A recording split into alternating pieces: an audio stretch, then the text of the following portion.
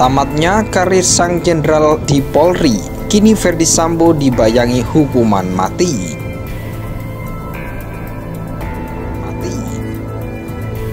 Nah, sementara kode etik ini dijalankan dan sudah jelas gitu, pidananya juga satu paralel dengan itu.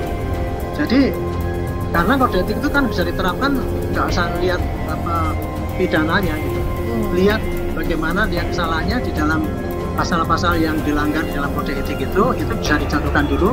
Nah, nanti perkara pidana ya tetap jalan kan nanti. Kita terima berkasnya sudah split sync 338, 340 jadi satu berkas perkara, obstruction of justice satu perkara.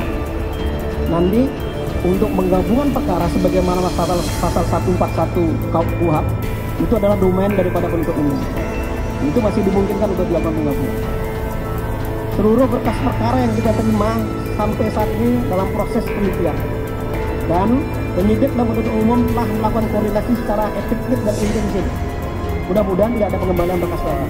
Bangsa ini banyak gitu, dan ini juga sebagai taruhan citra marwah Polri, kejaksaan juga kedepannya bagaimana. Jadi ini harus dikerjakan dengan cepat. Ini hanya sekedar pelimpahan kepuasan publik atau memang pro justisia yang sudah lengkap begitu sampai sudah dikembalikan 2 kali. Kalau memang dia sudah mengecewakan institusinya, yang mempermalukan institusinya, kemudian telah diputus kode etik dengan tidak hormat, kemudian banding, di mana moralnya? Itu yang saya bilang. Nah, maksud saya kita jangan lagi dijebak. Bayangkan hampir semua lembaga kemudian terseret, ada 98 orang sekarang kemudian terancam Mbak Caca nasibnya.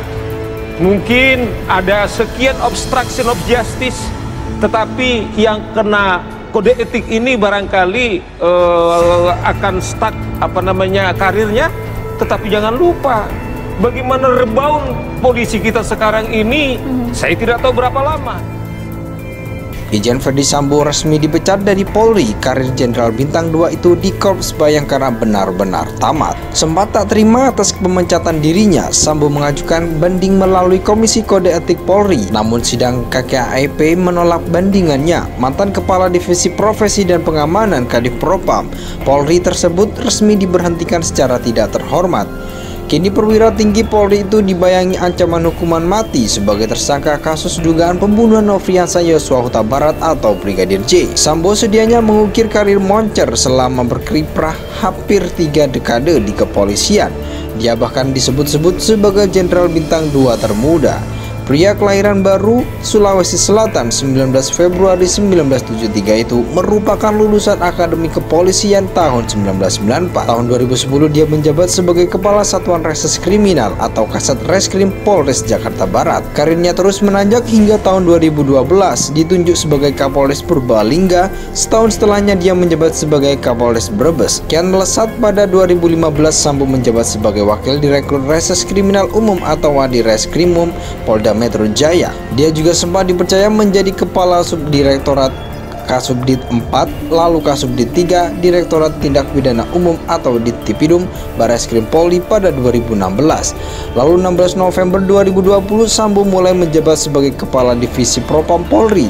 Siapa sangka ini merupakan jabatan terakhirnya sebelum didepak dari Polri. Sepanjang karirnya Sambo pernah terlibat dalam pengungkapan sederet kasus besar seperti bom Sarinah Tamrin 2016, kasus kopi mengandung sianida 2016, kasus surat palsu tersangka Joko Chandra 2018, hingga kebakaran gedung Kejaksaan Agung 2020. Kasus kematian Nofriansah Yosua Huta Barat atau Brigadir J menjadi awal mula runtuhnya karir Sambo di institusi Bayangkara.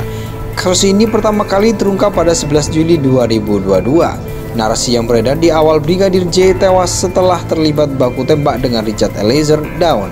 Narasi yang beredar di awal Brigadir J tewas setelah terlibat baku tembak dengan Richard Eliezer atau Baradae di rumah dinas Sambo di kawasan Duren 3, Jakarta Selatan, Jumat 8 Juli 2022. Mulanya disebutkan bahwa peristiwa itu berawal dari dugaan pelecehan Brigadir J terhadap istri Sambo, Putri Cendrawati. Imbas kasus ini, Sambo dinonaktifkan dari posisi Kadif Propam Polri pada 18 Juli 2022. Selang 2 minggu, tepatnya 4 Agustus 2022, dia resmi dicopot dari jabatannya. Bersama dengan 9 anggota kepolisian lainnya, Sambo dimutasi sebagai perwira tinggi.